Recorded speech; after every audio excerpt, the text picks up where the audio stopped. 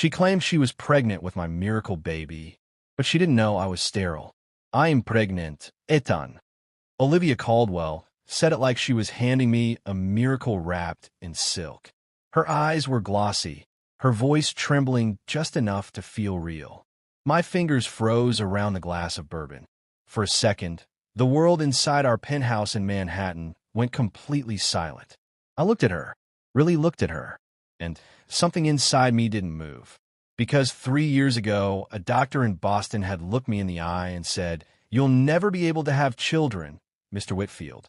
So I set the glass down slowly, carefully, and asked, "Are you sure?" She nodded instantly. Too instantly. "Yes, Ethan, it's yours. Let me ask you something. If someone handed you the one thing you had already grieved, would you feel joy first or suspicion?" Because I felt neither. I felt something colder. I walked toward her, keeping my voice calm. "When did you find out?" "Last week. I wanted to surprise you." A smile flickered on her lips. It didn't reach her eyes. And that was the moment something shifted inside me. Not anger. Not heartbreak.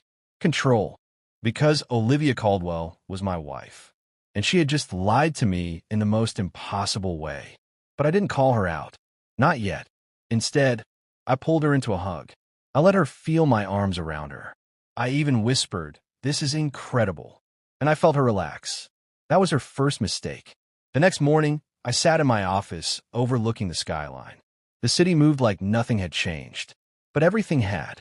I opened my laptop, pulled up an old medical file I hadn't looked at in years.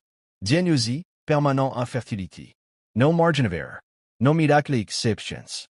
I closed the file, and I picked up my phone. "Dr. Bennett," I said when he answered. "I need to see you again." There was a pause on the other end. "Everything okay, Ethan?" "No, it's not."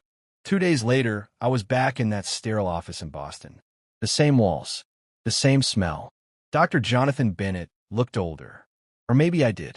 He reviewed fresh test results in silence. Then he looked up. "Nothing has changed. You are still completely sterile." The words landed exactly as expected. Cold. Final. But this time, they didn't hurt. This time, they confirmed something else. My wife was lying. And now the question wasn't if. It was why. When I got back to Manhattan, Olivia was waiting. She had made dinner. Qley. Soft music playing. The performance had escalated. "How was your trip?" she asked. "Productive." I watched her carefully as I sat down. Every movement. Every micro-expression. "You've been quiet," she said. "Just processing." She smiled. "I get that." "No, you don't. Not even close." Over the next week, I played along. I went to her appointments. Held her hand. Acted like a man preparing for fatherhood. But behind the scenes, I started asking questions she didn't know existed. Private investigator. Financial records. Phone logs. And what I found didn't come all at once. It came in pieces. Late-night calls. A name that kept repeating. Daniel Reeves. At first, it meant nothing. Until I saw his photo. Tall. Confident. Familiar. Too familiar. Then it clicked. Daniel Reeves wasn't a stranger. He was the man Olivia had insisted was just a colleague. "Let me ask you something. If you already knew the truth, would you still wait for proof or confront it immediately?" Because I waited. I needed to see how far she would go. 2 weeks later, she walked into the living room holding a small envelope. "What's that?" I asked. She smiled. "Ultrasound." She handed it to me like it was sacred. I looked at the black and white image. Blurry. Meaningless. Except for one thing. The date. It didn't match her story. Not even close.